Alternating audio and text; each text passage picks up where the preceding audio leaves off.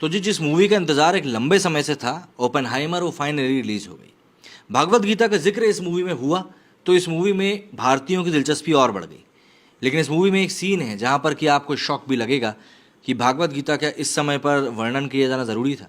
खैर, कंट्रोवर्सी की बात हम किसी और वीडियो में करेंगे। इस वीडियो में हम बात करते हैं इस मूवी की। दरअसल हमारी दुनिया आज जैसी है उसे वैसा बनाने में कई लोगों का योगदान थी। कई बेहतरीन दिमाग लगे हैं और आज हमें यहाँ तक पहुँचाने के लिए उन लोगों की कुर्बानी हुई। उनमें से ही कुछ बुरे थे और कुछ बस अपना काम कर रहे थे। और एक कहावत है ना, with great power comes the great responsibility. ये बात आपने कहीं और नहीं तो कहीं ना कहीं स्पाइडरमैन की फ्रेंचाइजी में तो एक ना एक बार सुनी ही होगी। दिमागी शक्ति के सही इस्तेमाल और कुछ बड़ा करने की क्षमता का परिणाम भी इंसान को सोचना पड़ता है। ऐसा ही कुछ ओपेनहाइमर के साथ हुआ था। वही ओपेनहाइमर जिन्होंने दुनिया का पहला परमाणु बम बनाया और बाद में father of the atomic bomb कहलाए। ओपेनहाइमर को जब द्वितीय विश्व युद्ध के दौरान परमाणु बम बनाने का मौका दिया गया था, तब वो नहीं जानते थे कि ये उनकी थ्योरी कितनी सही है और उनका ये मैनहट्टन प्रोजेक्ट कितना रंग लाएगा। उन्हें अंदाज़ा भी नहीं था कि वो ताकत वो अपनी सीक्रेट लैब में इजाद कर रहे हैं, वो उनकी सोच से ज़्यादा बड़ी और विनाशकारी है। हॉलीवुड के लेजेंडरी डायरेक्टर्स में से एक क्रिस्टोफर नोलन की फिल्म ओपेनहाइमर इन्हीं सब चीज़ों के साथ साथ और भी बहुत सी बड़ी छोटी बातों के बारे में बात करती है। ये फिल्म एक सिनेमैटिक मास्टरपीस है और इस बात में कोई दो राय नहीं है कि क्रिस्टोफर नोलन को अपनी फिल्मों में ज़बरदस्त डिटेल्स और आधुनिक तकनीकों में मास्टरपीस बनाने के लिए जाना जाता है। ओपेनहाइमर के साथ भी उन्होंने कुछ ऐसा ही किया है। इसे आराम से बेस्ट बायोपिक कहा जा सकता है, क्योंकि सीधी सीधी सी बात यह है कि अगर हम समझें तो कहीं ना कहीं हर फ्रेम, हर डिटेल और सीक्वेंस के साथ नोलन आपका दिल जीत लेंगे। एक एक सीक्वेंस का बिल्डअप आपकी धड़कनें बढ़ाता है और आपके रोंगटे खड़े कर देता है। असल में इस फिल्म को देखने के बाद अपनी फीलिंग्स को शब्दों में बयां करना काफ़ी मुश्किल है। बहुत कम ही होता है कि आपको बड़े पर्दे पर ऐसी फिल्मों को देखने का मौका मिलता है जो आपकी बोलती बंद कर दें और नसों के खून जमा दें। कई लोग हैं जो यहाँ पर इस मूवी की आलोचना कर रहे हैं, लेकिन देखिए, आपको यहाँ पर चीज़ समझना पड़ेगी, तभी आप उस मूवी के बारे में बात कर पाएंगे। अब जो डिटेल्स इस मूवी में दिखाई गई हैं, उन्हें देखने के बाद आपको गहरी सांस लेने की ज़रूरत भी पड़ेगी।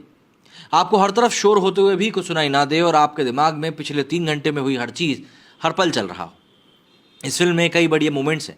फिल्म की शुरुआत में आप डॉक्टर जे रॉबर्ट ओपेनहाइमर को छोटे से कमरे में बैठकर सवालों के जवाब देते देखते हैं।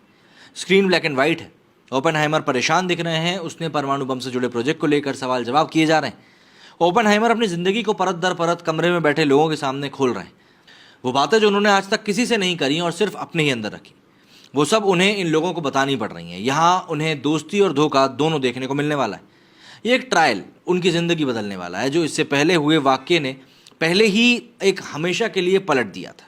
वो वाक़या कुछ और नहीं बल्कि जापान के हिरोशिमा और नागासाकी पर अमेरिका द्वारा परमाणु बम हमला था। लेकिन ओपेनहाइमर का अभी और भी बहुत कुछ देखना बाकी है। धीरे धीरे फिल्म ओपेनहाइमर हम सभी को रॉबर्ट ओपेनहाइमर के अतीत में लेकर जाती है। यूरोप में उनके पढ़ाई के दिन, जब उन्होंने अपने ट्यूटर को जहर देने की कोशिश करी थी। उनके क्वांटम मैकेनिक्स सीखने के दिन, कम्युनिस्ट पार्टियों में जाना और जीन टेडलॉक संग उनकी मुलाकात। ओपेनहाइमर ही थे जो क्वांटम मैकेनिक्स को अमेरिका लेकर आए थे।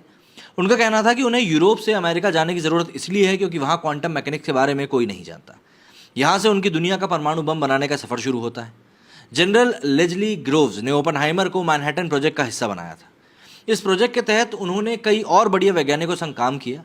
अपने पहले परमाणु बम परीक्षण के बाद जो ओपेनहाइमर ने देखा, उसके बाद उनके मुंह से भगवत गीता में लिखी भगवान कृष्ण की बात निकली थी कि अब मैं मृत्यु बन चुका हूँ, दुनिया का विनाशक।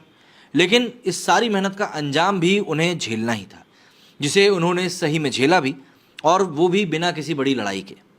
फिल्म में कई बढ़िया पल हैं, ऐसे सीन्स हैं जो आपके ऊपर ज़ोरदार असर करते हैं।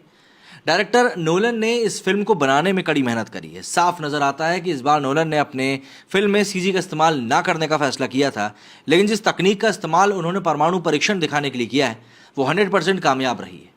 इस सीन को फिल्म की हाईलाइट होना चाहिए था और ये सीन देखकर आपके रोंगटे खड़े हो जाएंगे। अगर नोलन की कहानी और निर्देशन अच्छा है तो उनके चुने हुए एक्टर्स ने भी काम कमाल का किया है। रॉबर्ट ओपेनहाइमर के किरदार में एक्टर किलियन मर्फी का काम बेमिसाल है। लुइस स्ट्रॉस के किरदार में Robert Downey junior, kitty Oppenheimer के किरदार में एमिली ब्लंट ने बढ़िया काम किया है। तीनों आपको अपने अंदाज में इम्प्रेस करते हैं। इसके अलावा फिल्म में कई जाने माने और बढ़िया हॉलीवुड एक्टर्स हैं, जैसे कि Matt Damon, Jack Quaid, Rami Malek Dan DeHaan, Alex Wolff, Benny Safdie और भी कई सारे किरदार हैं और इन सभी ने हर एक सीन में अपनी एक्टिंग टैलेंट को जान से भर दिया है। फिल्म का बैकग्राउंड स्कोर दिल की धड़कनें बढ़ाने वाला है और ये फिल्म सिनेमा के इतिहास में अपनी खास जगह ऑलरेडी बना चुकी है। हालांकि जैसा कि मैंने आपको बताया कि भारत में कई लोग इसकी आलोचना कर रहे हैं कि ये मूवी बहुत घटिया है, तो मेरे हिसाब से आपको ये मूवी एक बार खुद देखनी चाहिए और फिर डिसाइड करना चाहिए। मेरे इस वीडियो में फिलहाल इतना ही। जय हिंद, जय भारत।